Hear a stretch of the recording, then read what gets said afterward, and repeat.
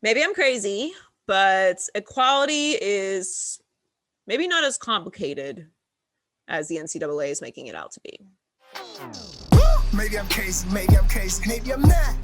Welcome to Maybe I'm Crazy podcast. I'm Joy Taylor. Thanks for joining us. Today we talk to Sincerest Dawn, rapper out of Virginia. He has a lot of dope music out right now, and we'll talk to him a little about his music, a little about what's coming next for him. And he's a Washington football fan, so we'll talk a little bit about that. Allen Iverson, who's the GOAT, his Mount Rushmore. So we'll talk to him. Heller, Donnie, NT are in today. We'll talk about the tournaments, LeBron James being injured. What does that mean? LaMelo Ball going down. It's a lot going on. So, and we'll talk about all of this offseason free agency madness in the NFL as well. But let's get started with Sincerest Dawn. I'm very excited to welcome Sincerest Dawn to the Maybe I'm Crazy podcast. Want to talk all about your career and your music and your influences. But first, I came to know of you because of my dear friend Sham from, shout out Sham from Woody High. So how did you link with him? I actually met one of his friends of a friend, and it went from there. And what's so funny, I have a close friend that went to Woody High also. So, it's a very small world, but he's been good to me ever since. We're good friends, and it's good to finally meet you. He told me a lot about you, so you must be a big alumni at Woody High. I don't know about all that. I remember riding around with his Sham in high school, and he was putting us all on Egyptian rap. He'll tell you about that another time. But he's always been obviously way into music, so I'm glad that the two of you linked. So you're from VA. How did growing up in VA and influence your career and your music?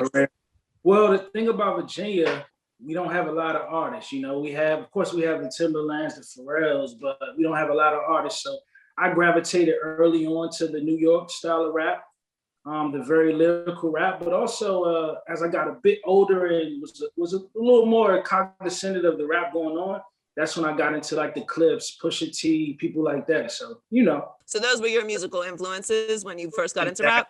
Exactly. The Jay-Z's, the Nas's, and then as I got a bit older, that's when I tapped into Clips and Pusha T and, old Missy. I started to go back and do my homework. So, well, you have a very, you have an old school style. I feel like old school to me, obviously I'm in my mid 30s, so old school is different to different people.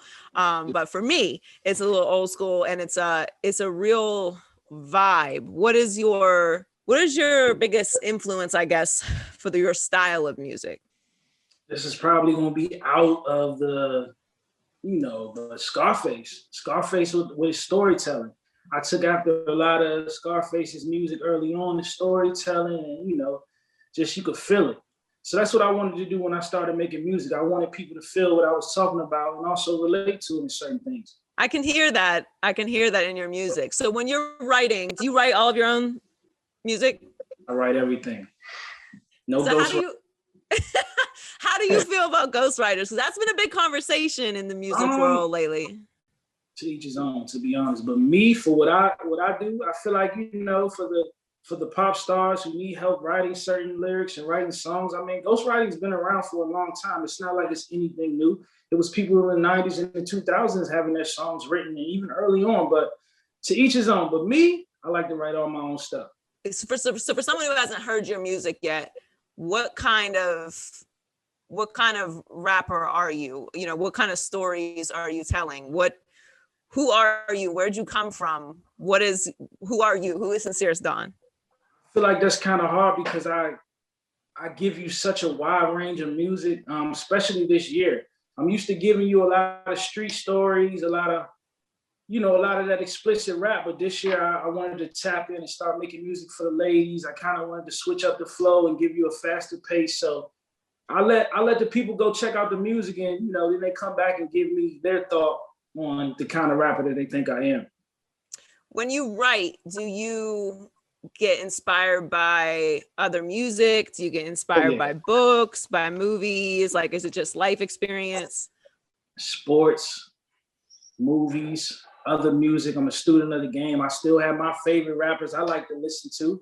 So when they drop projects, I tune in just like a fan, and that's how I get, I put it all into one. So you do have a lot of mentions of sports throughout your music. This is mostly sports podcast, but obviously we do, culture and everything else as well. So who are your teams? Are you a fan of Virginia teams? We don't have any teams, Joy. So, well, I mean the area. Yeah, definitely. I'm DC everything. I'm Washington. Yeah, you gotta be DMV a little bit, right? Yeah. Oh yeah, I was born in DC, so I'm DC everything. My father was a Washington fan.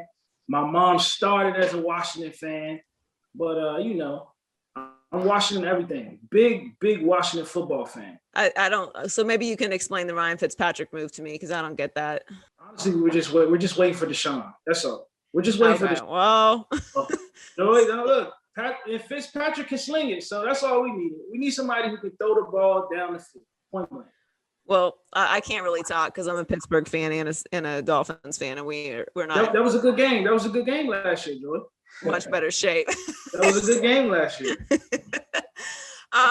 We'll stick with sports for a second. So you're a Washington football fan. Obviously in the sports world, we debate who the GOAT is a lot. Are you an NBA fan as well? Definitely. So who is your NBA GOAT? Allen Iverson. Allen Iverson? From Virginia. Allen Iverson. So Allen Iverson is the great. Is that your favorite player? That's like he's the greatest basketball player. Okay, he's the greatest player to me, but of course MJ's the GOAT. Okay. Then you have Kobe, then you have LeBron. Okay, interesting. You put Kobe above LeBron. No, I loved Allen Iverson growing up. I thought when I was really young, I hadn't figured everything out yet. I thought I was gonna grow up and be Michael Jordan. And then I hit puberty and figured out that's not happening. And then I was like, I just loved AI. I would wear the little the wrist guard. Wristbands, yeah. Yeah.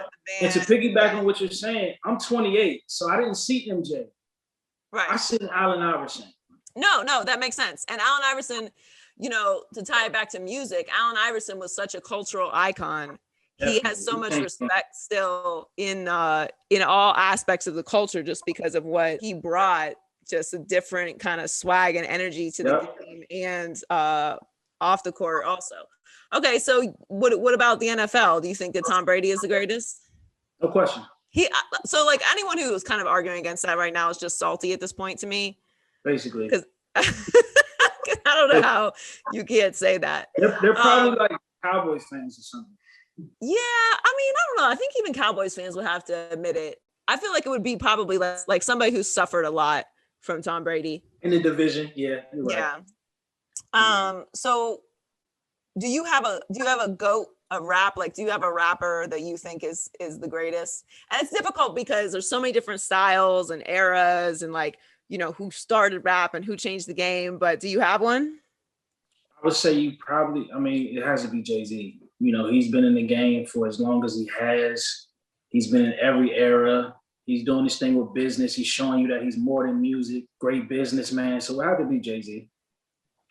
I think it's definitely a big debate, right? Because everyone has a different tastes and who's had the most hits. But I agree with you. I think Jay-Z has passed so many different levels and has had hits in so many different decades and has just transformed the game in so many artistic ways as well. And then obviously Beyonce is a big influence on the gravity, the two of them together obviously is power. But so who's your favorite rapper then?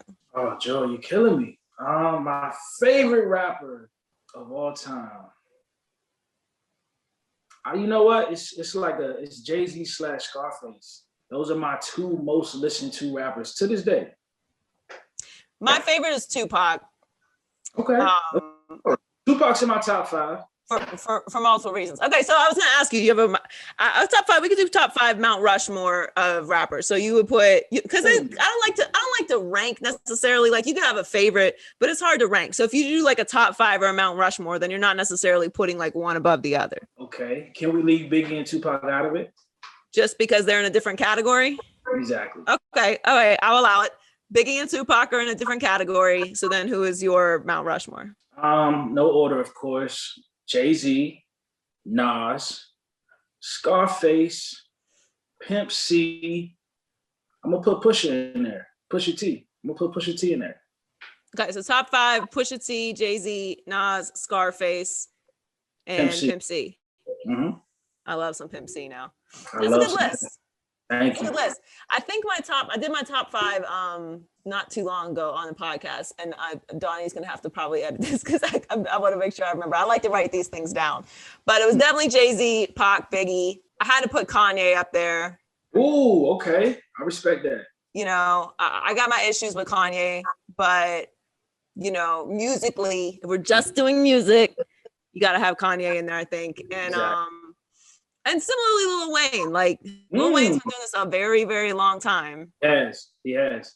So I got to put Lil Wayne up there also. But that's a good list, though. I like that list. So what's next for you musically? What can we look forward to? What's coming up next for you? What can people listen to? So right now, I don't want to give this project no love because it's, you know, it hasn't been out a month yet. Smoke and Mirrors is out right now, me and Big Mars. I'm releasing Cardinal Sin, the deluxe edition, and I'm adding some new songs. So I'm excited for that. And probably some more EPs. I got a lot of music coming on the way. So I just want to keep the people fed and stay busy. Well, I love that. Make sure you check out Sincerest Dawn on social media. Give him a follow because he's Maybe I'm Crazy family now. Yep. And Woody High family too, even though you didn't go there, but you know, we'll show love. my Woody High family, appreciate y'all. At Sincerest Dawn on Instagram, follow him on Twitter. Make sure that you stream it and go download. Thank you so much for stopping by. Having me, Joy. Thank you. You're in good hands, and we look forward to your success. Definitely. Thank you. With it. With it. Quit it. What? With it. We about to turn up in this bitch. What up, Heller? What am I winning or quitting today? What's up, Joy? I just want to give a quick shout out to my friend Saul. He's a big listener of the show. He also gave me the shirt from his chiropractic company. It's not an ad. It's just on some friend stuff. Shouts to Saul. Right, Joyce? Shouts to... Yeah, it's my guy from... I went to a chiropractor for the first time. Well, I didn't actually go to a chiropractor, but my brother's neighbor is a chiropractor. So he adjusted all of us. And it was one of the scariest things I've ever been through. But kind of also magic, right? It was, but like the sound of your entire spine cracking, like bubble wrap is really dramatic the first time it happens. Yep. But then you feel great. But the first time is scary. Oh yeah, and when they're like, just relax, you're like, you're about to break my neck. I can't. How am I gonna relax? How am I supposed to relax? You have your hand on my neck and the other side, and I know you're about to crack it, and spinning around like the Exorcist. How am I supposed to relax? Once you do it a couple times, you do relax, but the first time is very scary. But shout out to Saul. Yeah, if you're in Oakland, if you're in Oakland, he'll do some magic on you. Anyway, first win it or quit it here. I don't really have anything written, but that's okay because we're talking about free agency, winners and losers. You're going to give us one of each, I presume, or a couple winners and a couple losers. You tell me, Joy, what are we doing? I like how you're remixing it because there's no setup. That's fine. Look, there's really, it's all on paper at this point, right? Right. Because what always happens with free agency is there's all these big flashy signings and all these cuts and all this movement. We're like winners, losers. And then 2 years later, we're like, whoa, what a terrible trade. What a terrible trade. What a terrible signing. But surfacely, I got to give the Bucks and the Browns the A pluses for free agency. Bucks have brought everybody back so far except for Antonio Brown and Leonard Fournette, which obviously both of them played a critical role this year and in the Super Bowl. Yeah, I could see them still bringing back Antonio Brown because I don't know what the market is for him, and at this point he's a very serviceable number 3 receiver. I could also see him going to the Seahawks because Russell Wilson wants him. But seriously, other than those 2 places, I don't think AB works. Leonard Fournette will obviously end up somewhere if he's not with the Bucs. Yep. But they brought Shaq Barrett back, Levante David, Chris Godwin, the kicker. Like they've done an amazing job. They still got Tom also, right? Tom's still on the team. Tom and Gronk still there. Tom Brady in Tampa Bay. So got to give them a good grade. And then also I think the Browns did a really good job. They got John Johnson III and Troy Hill, and they added Zacchaeus McKinley, Malik Jackson, Anthony Walker, and they brought back Rashad Higgins. So they filled a lot of spaces that they needed. Yep. And I like that they were aggressive as well. And for the loser, I think we got to go Bears, right? Swing and a miss. I mean, I can't even think of the right analogy. It's like telling your girl that you're taking her to Bali. Well, I forget what Colin said, but it's like I have to use a girlfriend analogy because I don't have kids, so I don't know. I couldn't really feel the dramaticness of it. Like you're taking the kids to Hawaii for a weekend, instead you take them to like the state park, I think. And I don't even think that's as dramatic because like you could still have a good time at the state park. Right. It's like telling your girlfriend you're taking her to Bali for your anniversary, and instead you take her to the drive-in. Dang, I was gonna say your parents' house, but yeah, the drive-in, you don't even get on a flight for that. That's rough. Like you did something. Right, but imagine she packs a bag, bunch of bikinis in it, telling all of her friends. Your slides. She gonna you let her pick all the restaurants you're gonna eat at in Bali, and then we're going to see Space Jam 2 at the drive-in. Like you tried to get to Bali. You did try. You made an offer to the travel company and they were like, yeah, that's not enough. Yeah, and now all the trips to Bali are booked and you can't go ever. All the trips to Bali for the rest of your life are booked and you can never go. And so you got to do something. So you take her to the drive-in. And like, that's what happens with the Seahawks possibly trading Russell Wilson to the Bears, and you signed Andy Dalton, aka the drive-in. At this point, I don't even know if I feel bad for Bears fans in as much as I'm like, what are you guys doing? Bears. What are you guys doing? Sid Luckman, right? What was that, 70 years ago? Like, y'all can't figure out anybody. I thought the Dolphins were bad. Like, my God. It's not even close. You had Jay Cutler trying out there for how many years? It's just, it's a disaster. And it's like, I feel bad for Andy Dalton because obviously Andy's getting dragged because he's the replacement for. Sign me for $10 million and drag me all over the internet if that's getting dragged. That's true. It's getting dragged. He's going to get another check. I mean, he had to take a bad concussion for the check last year. Hopefully he doesn't have to do that. But getting dragged on Twitter. Do you have any more losers? No, I'm just going to make fun of the Bears. What's next for Wit It or Quit It? Okay, keeping it Bay Area. We've had some major Bay Area drama right now, Joy. Bay Area. So we got a sports person. Everyone is very mad with Draymond right now, by the way. Who is? Everyone. Well, I saw Tony Allen was, but then Draymond's response. Do you want problems with Tony Allen? I don't want problems with Tony Allen. Not only do I not want problems with Tony Allen, but Emily, my partner, is a Grizzlies fan, and so I actually am looking at Tony Allen's autograph to her right now. So that's the only autograph I've ever asked for. He's so much cooler than you, Heller. What's up? Yeah, Emily is so much cooler than you. Yep, that's why she's my partner. But listen, so there's some Bay Area drama aside from Draymond saying he's the best defensive player of all time, which probably should have been a segment. Are you doing that in high key, low key with Donnie? Okay, it should have been. Anyway, I just wanted to mention to you that Draymond got to chill out because I think he's arguing with Tony Allen, and that's just not something I would do. Yeah, don't argue with TA, but his comeback was pretty fire. But anyway, Bay Area sports personality, media personality Drew Schiller tweeted the following. I'm going to read it verbatim. Steve Kerr told @Logan Murdoch he enjoyed last season, parentheses, when the Warriors went 15 and 50 more than Kevin Durant's final season with the Warriors. KD responded to that. This is hilarious, which it kind of was. And then Steve Kerr got up on his literal podium and was like outraged by this notion that he had said something negative against Kevin Durant, which he didn't say a super strongly negative thing against Kevin Durant, but there's a hint of that in there. Anyway, Joy, it pains me to say this, but Steve Kerr is mad for no reason. Wit it or quit it. Of course I'm with it. Of course he's mad for no reason. Colin sunned him on the radio pretty hard today. What are you talking about? It's literally what you said. You literally said you had more fun last season than you did the last season that Kevin Durant was there. Just because you didn't say Kevin Durant's name doesn't mean we don't know how math works. That was the year. We all watched it. that was the last year he was there. And you said you had more fun last year when you won 15 games. I wish I could. That's what you said. And I'd forget math if I could. Listen, it's not that he's necessarily saying he doesn't like Kevin Durant or that he didn't enjoy coaching Kevin Durant or that, you know, he hated the entire experience. He just didn't like the last year.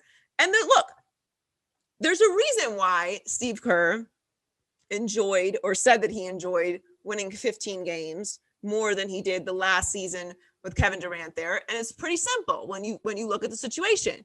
Steve Kerr has championships as a player, as a coach. He was a GM. He was a broadcaster. He's NBA royalty. His legacy is set. And in some part also due to Kevin Durant deciding to come to Golden State. All right. So he can afford to coach a team that wins 15 games. How stressed out can you possibly be knowing you're having one down year, which is basically just a vacation? You're going to get a high draft pick. Steph Curry's coming back. Klay Thompson is coming back. You still have Draymond Green. You still have an owner that's going to go to the ends of the earth to try and make you a winning organization.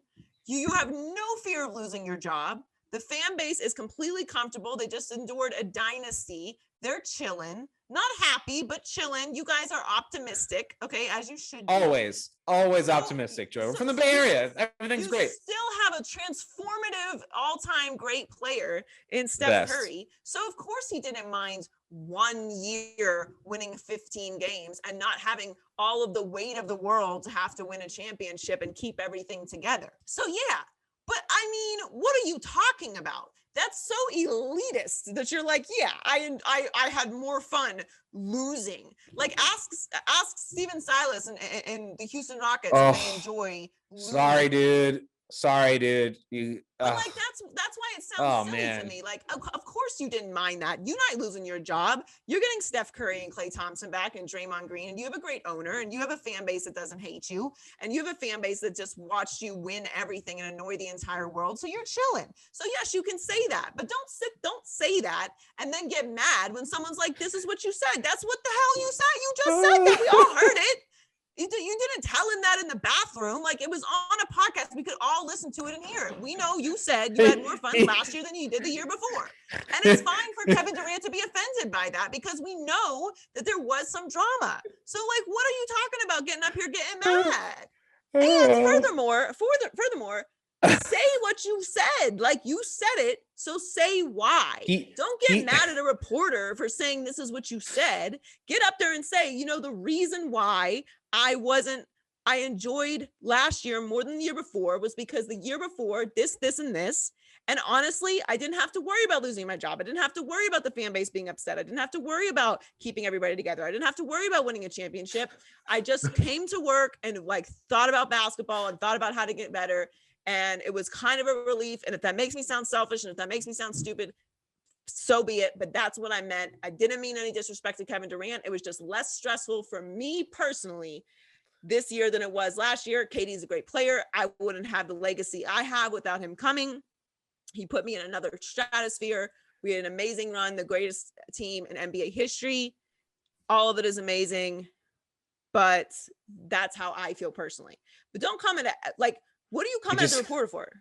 He just said the same thing he said on the podcast again, but told that reporter and the rest of us why the interpretation, which was mostly correct, was incorrect. It was pretty wild. No, it wasn't mostly correct. It was 100% correct. You said you had more fun last year than you did the year before. There's not anything. There's nothing to misconstrue about it. And if you carry the Durant, then he was there that year. And so what you're saying is, yeah, it makes sense. Makes total sense. But listen, Joy, these Silicon Valley people, they're talking on a different wavelength. It's not for the nuances. The nuances are just a little harder to navigate. I'm trying to hear that. And look, honestly, I think Steve Kerr is a good man. Great man. He's a very intelligent man. He is a very thoughtful man. And he has decades of experience talking to the media, being media, so dealing with media. So you know what you're saying You can't be all of these things and then just be like, blah, blah, blah, blah, blah.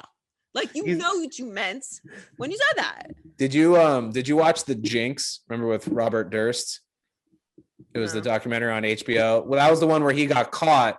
They like thought they caught him in the end because while he's going to the bathroom, he's still mic'd up and he like mumbles like, yeah, I killed her. But it just sounds hella crazy. And so they thought they caught him on that. But Steve Kerr is acting like someone overheard something he said and broadcasted it and got mad at that. And he was mic'd up when he shouldn't have been, when he was on a podcast. And then he was at a podium when he reiterated the same thing again. I didn't understand why he must really not like what's that, Drew Schiller. He must really have a personal beef with Drew Schiller, who I can't confirm this, but I heard he apologized because he like works with the local, he works with the station that broadcasts for the Warriors. So like this wasn't a win for Drew Schiller. This wasn't a win for anyone. Steve Kerr made this a loss for everyone. So I don't know what to say. Well, that's because I mean he was like, I'm sorry, Mr. Kerr, sir. I didn't mean to, but he doesn't know what he's apologizing for. I mean, Jesus. He's not apologizing for anything. He's apologizing for bringing attention to the words that Steve Kerr said out of his mouth onto a podcast. What are you talking about? It's not even that egregious. Like, if it offended Kevin Durant, then just explain to Kevin Durant that you didn't mean to offend him. And then let's all just move on with our day. Right. And you know what? I feel the need to apologize now because this whole story is based upon West Coast elitism, which I obviously am a West Coast elite. So a coastal elite, if you will. So that's where all this is coming from. So sometimes, listen, you can't save everyone. Sometimes it comes off wrong. It's just another case of that. What's up, Donnie? What's going on high key, low key? What's up? All right, high key, the Lakers are in the midst of a worst case scenario with LeBron James out indefinitely with a high ankle sprain. Low key, LA looks like they're in very real trouble without their two superstars. Joy, did the Lakers' chances of a repeat just go out the window? Low key, no, because they are both supposed to come back. But the West is very difficult. And with both stars out, assuming they don't make a trade, it's a matter of how far they're going to fall in the playoff hunt. Now, I don't think they'll fall out of the playoffs, but, you know, AD is more concerning than LeBron. Obviously, like, you know, we've seen in the past couple of years, LeBron has been more dinged up than he normally is because he's normally Superman. But yeah, I mean, the AD thing already had me kind of troubled. This is obviously extremely disappointing, not just for the Lakers, but for the league, because anytime LeBron James is out, you know, that's no good for business. Yeah, it sucks. But yeah, I mean, the one thing that they do have working for them is they don't have to worry about chemistry. So we know that the Lakers have done this before, so they're gonna figure it out. But man, what a time for LeBron and AD to be out. And you know, if we're looking at these injuries, you kind of start to wonder, like, maybe the NBA should have taken a little bit more time before bringing the league back after the bubble and kind of reset things a little bit, or you know, try to find a way to stretch the schedule out a little bit so there weren't so many games in such a short amount of time, because this is a lot of injuries. And you know, we could have predicted this obviously, but nobody wants to anticipate injuries. But you know, it's kind of showing like this is a guy that never gets injured. And now, you know, and this one is more serious, obviously, than the groin injury. So I don't know. I'm concerned. I don't think they'll fall all the way out, but it just depends on when the two of them are back and fully healthy. And if they have everyone healthy heading into the playoffs, I will feel good about it. If not, this might not be the Lakers' year. Yeah, it could work out for them in that they end up getting much needed rest and come back refreshed, and nobody's going to be 100%, but yeah, we'll see. I mean, it did work in their benefit that the league shut down for a couple of months, certainly for AD, who is always banged up. So, you know, obviously you never want to be injured or we're coming back from an injury. Right. Sometimes you run into, you know, compensation injuries when you do come back. So it's definitely concerning, but if they can both get back healthy with enough time to kind of get back in basketball shape before the playoffs start, I'll feel good about it, only because I know what LeBron James is capable of, and the Lakers have no chemistry issues. Exactly. All right. High key rookie of the year favorite and arguably the most talented of the Ball brothers, LaMelo Ball may miss the rest of the season after breaking his wrist Saturday against the Clippers. Low key, with about 2/3 of the season in the books, we've seen enough of LaMelo that he should still get that rookie of the year award. Do you agree with that? Yeah, he should, but I don't think that he will because that's not how the voting goes. Yeah. But he definitely deserves it. I mean, he was unbelievable, and he far outshot the expectations of the critics. He's actually kind of served as a catalyst for what I think will end up being the new norm for, big time players or, well covered players coming out of high school, going straight to the G League or going overseas rather than going to college. There were a lot of skeptics about what he was going to look like and how he was going to be able to perform and how he was going to be able to translate to the NBA. Weirdly, they didn't have those skeptics of Luka when Luka came. Wonder why that was. Well, who knows? But, I don't think it's going to become a major trend that guys go overseas in as much as they go to the G League, because it's a lot to go overseas. You have to have a certain kind of support system. And, I don't know if it's maturity, but it's a lot. It's a lot to go to Australia. It's a lot to go to Lithuania. It's not a lot to go to the G League and make $100,000 and own your own, Instagram and start building your brand that way. Right. But I do think that people have seen now you don't have to take the traditional college route. And now looking at the way that all of the big blue blood schools are getting knocked off. Yeah. Oh my goodness. In the tournament. It's like, do I even need to go to Duke or Kansas or Kentucky? Like, I don't even need to do that anymore. Right. So college basketball has become one of the only sports that has absolute parity anymore, as we're seeing in the tournament. So I think this is going to be a big catalyst for how young players who are highly recruited look at their future if they're headed to the NBA. So I definitely think he still deserves the Rookie of the Year award. We know how that voting goes. It sucks that he's injured, but I think it's great that he was able to establish himself and kind of shut the doubters up. And the biggest thing, obviously, for him was shooting, which he's shown he can do. Exactly. So, because that was the big question is we knew he could pass, we knew he had talent, we knew he was fast. His body obviously is the right shape and size that it needed to be to translate to the NBA, because he had a little time to grow into it, and he was going to be bigger anyway than Lonzo.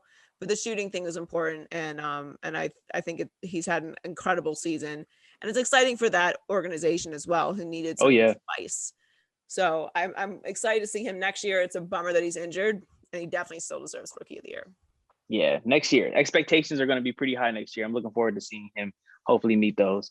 All right. Speaking of parity, high key, the Sweet 16 of the men's college basketball tournament is here, and there's already been almost a new record as to the amount of upsets. There's been 12. That's a whole bunch. Low key, we talked last week about how unpredictable the tournament is, but this year has kind of taken unpredictable to a whole new level. Yeah, the Pac-12 is crushing. Yeah, it went 9-1. It's unbelievable. Now the women's tournament is going to chalk.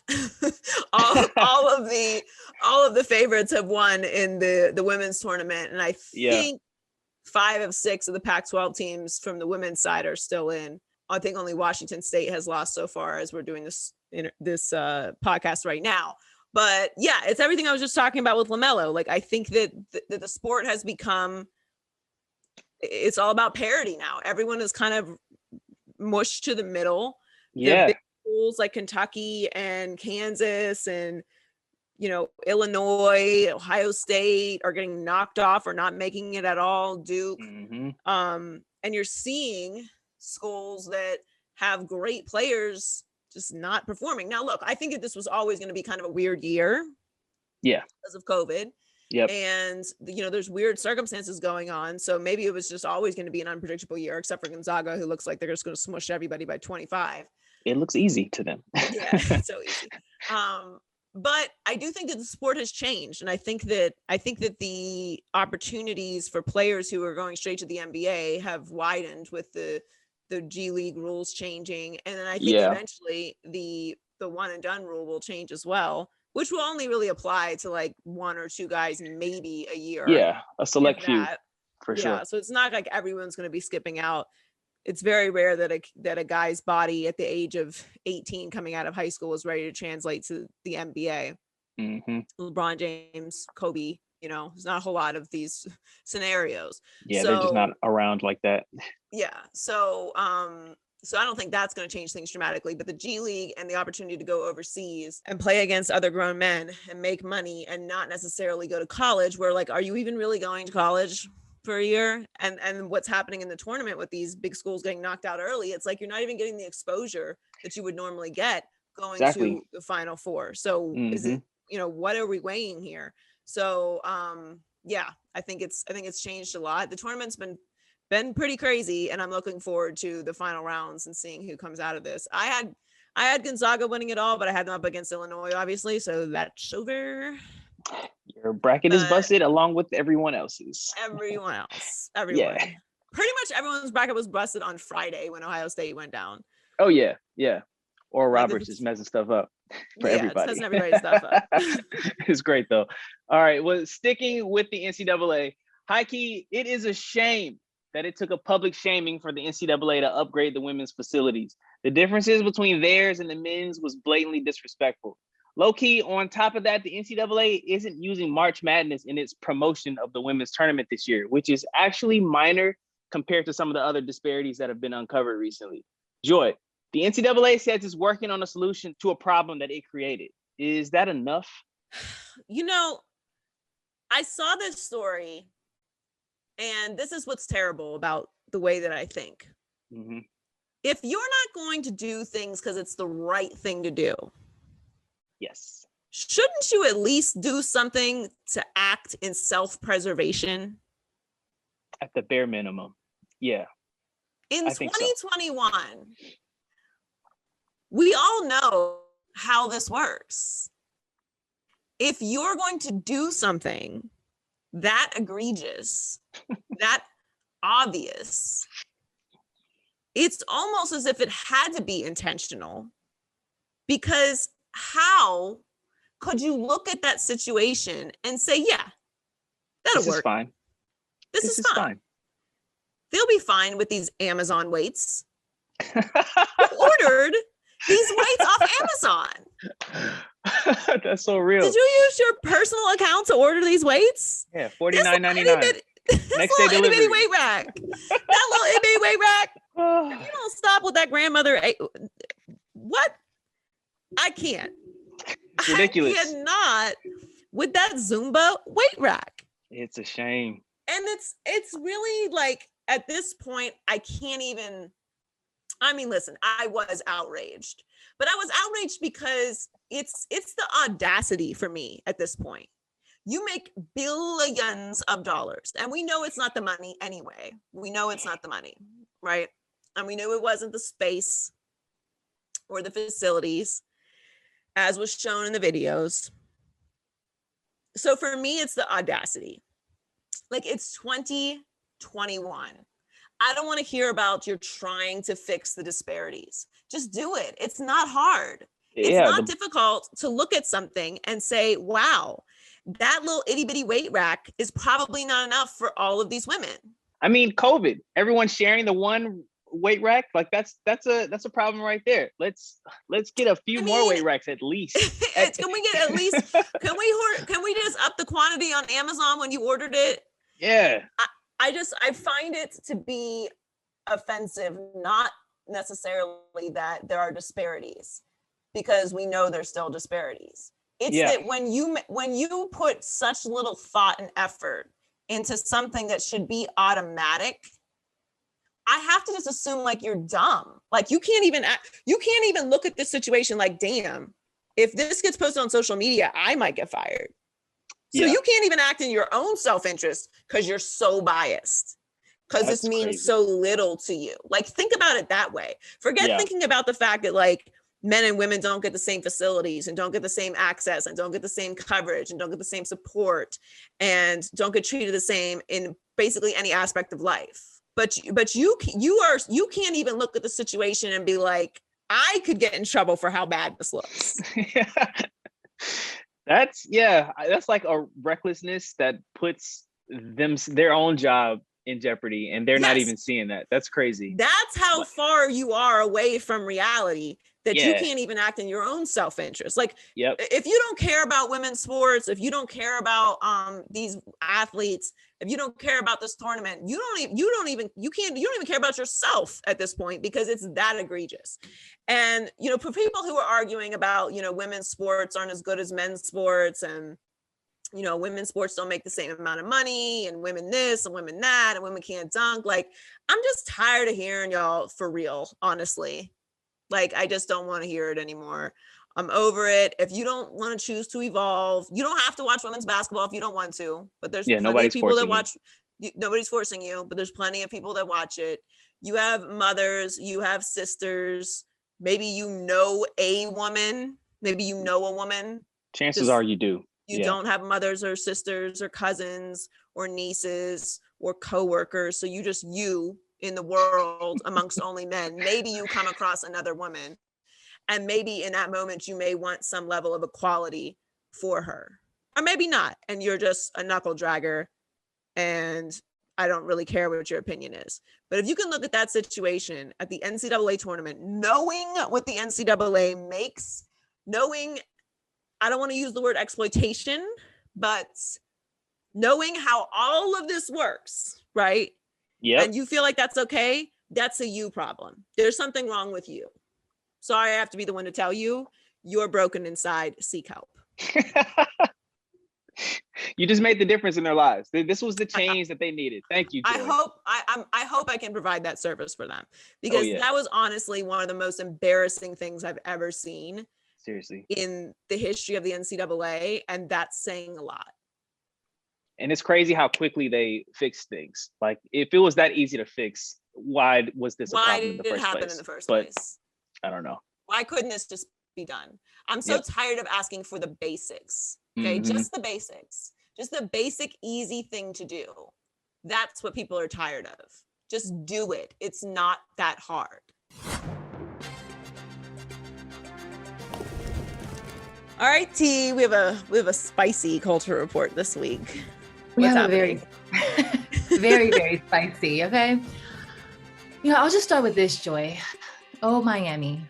So spring break was this past weekend, and it was just packed with people not wearing masks and living their best life. The state of Florida is open. It's obvious. It's warm. People have been in the house. They want to get out. So it makes sense for people to gather there, especially those that are young and in college. And I guess those that aren't in college too.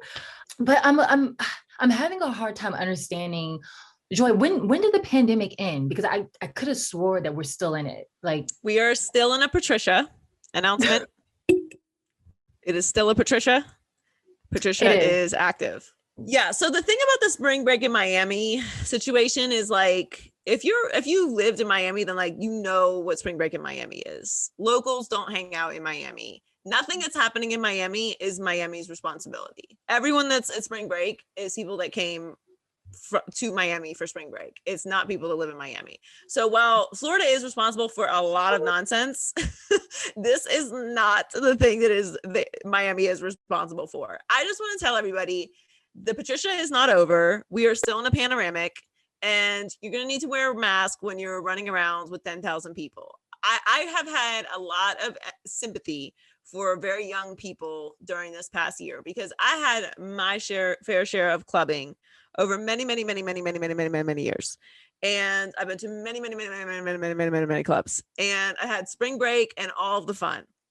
So I know it's very difficult for young people who haven't had their chance to party and go to these kinds of things to not go. But you just can't do this. This is not a good look out here, okay? It is not a good look when they have to shut down the beach at 8 p.m. like curfew. It's crazy. My friend sent me a video of my old apartment on South Beach, and people are on cars. I'm like, y'all, we got to do better. Like, we cannot be out here like this. This is silliness. This is too much. Yeah, it is. And I understand there was so many people there. And when you got a lot of people and there's alcohol involved, you get those that start acting out. So yes, it's to be expected. Not saying it's right, but it's just like people need to chill. Like it was just way too crazy. It was really hard watching the news. And I'm just like, we got to do better. I think that if people just really just stayed home, everybody, if like at least a couple weeks, we could probably just get out of this. Everybody will be fine. But people just can't seem to stay home and just follow the rules. It's too much. It's too much. We gotta say when something is too much. It's too much. It is. And I'm tired of the whole, I saw somebody say, oh, but I've been vaccinated. So, and it's just like, sir, you're not, you can still get it. You can still get COVID. That doesn't mean that you're exempt from getting it and passing it to somebody else.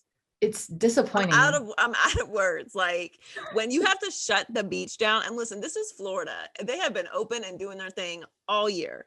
So it's too much. But yeah, we could just leave it there. All right. So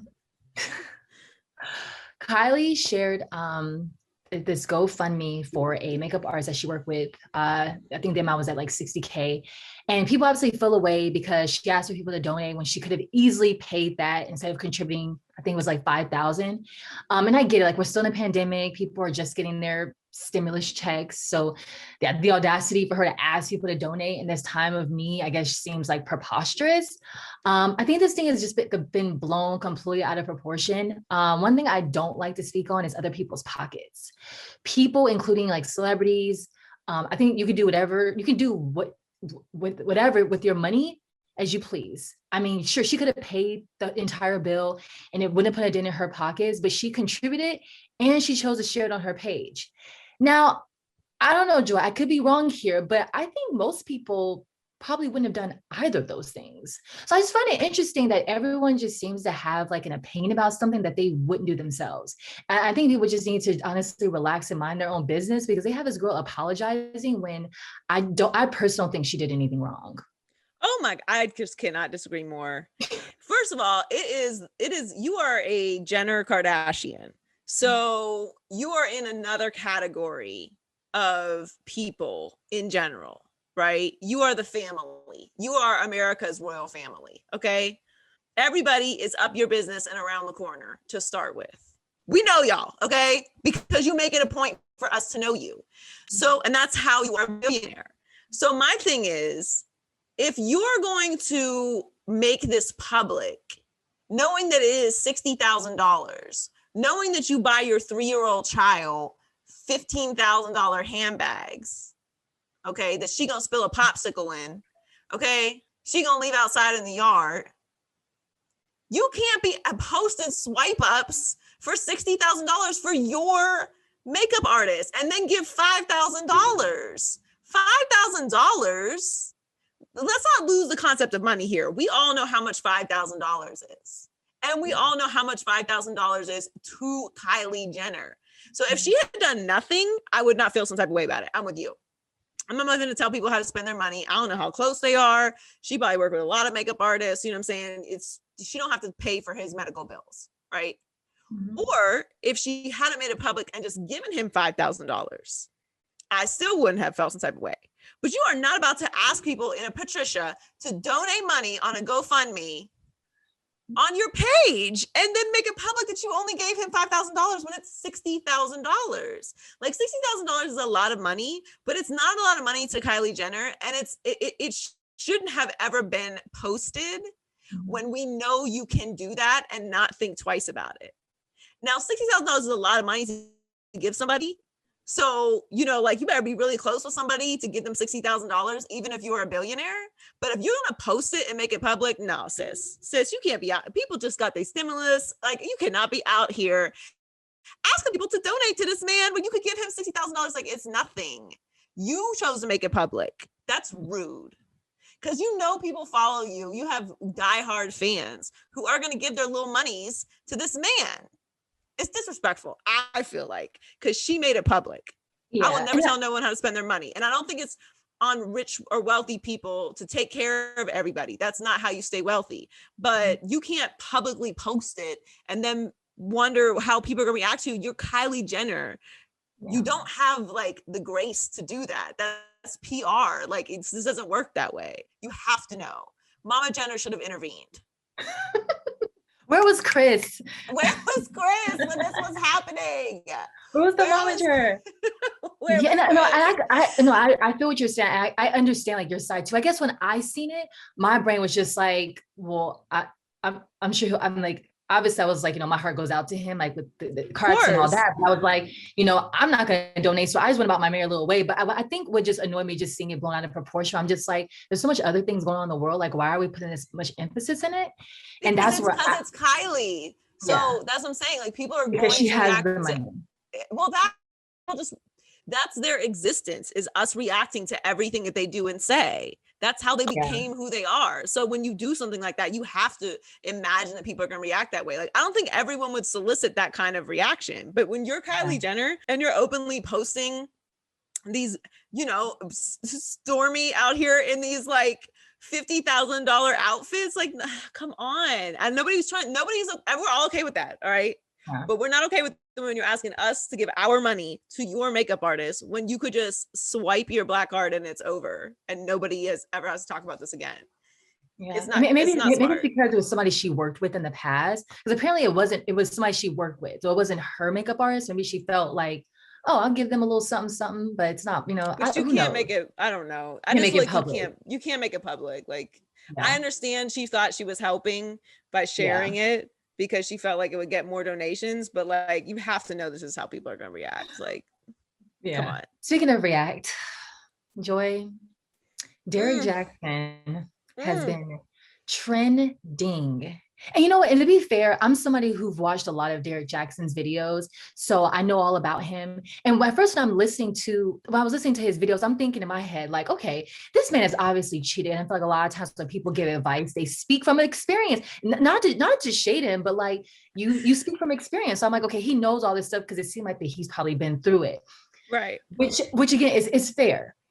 The problem that I have with Derrick, which is why I'm getting a little annoyed, is because he is going so hard on people who did the exact same thing, and that you can't do. Like that, I have a problem with. It's like, it's one thing if you've made mistakes, like, okay, like, make your mistakes and you own it, you're doing better, you guys are working through it. But it's another thing when you're trying to like, put people down and go so hard for something you did. Like that just wasn't cool to me. So I'm definitely feeling a way about him now, which I feel like will pass, but I just feel like that he just needs to like probably lay low a bit, because we all just giving him the side eye, because you can't be out here doing that, Derrick. Yeah, I didn't know about him until today, but having very quickly caught up on the situation, and here is my issue with this, because I'm 100% with you. I think you can give advice on things that you've been through. Actually, that's the best advice that you should get. You shouldn't be getting advice from people necessarily who haven't been through something. They can give you their opinion, but they can't really actually give you advice. Like if you're like, oh, I want advice on like how to stay married, and you go ask your single friend, she can give you her opinion, but she can't actually give you advice. Or what's it like to go through a divorce with somebody who's never been through a divorce and has no one in their family who's been through a divorce. Like they're just going to give you their opinion, and maybe it's a good opinion, but it's not actually advice. So I'm with you. I don't mind getting advice from people, even if it's from something that's wrong. Like that's fine. But if you out here you're out here building your empire on the idea that you don't participate in these activities, and here you are in 4K. Why does it have to be like this? Because hypocrites are the worst. Yeah.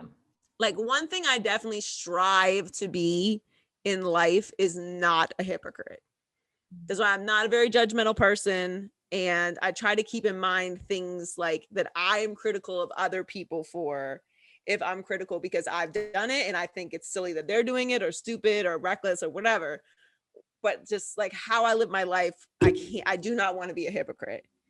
And that is just like, ugh. It's like the nails on the chalkboard. Like I cannot.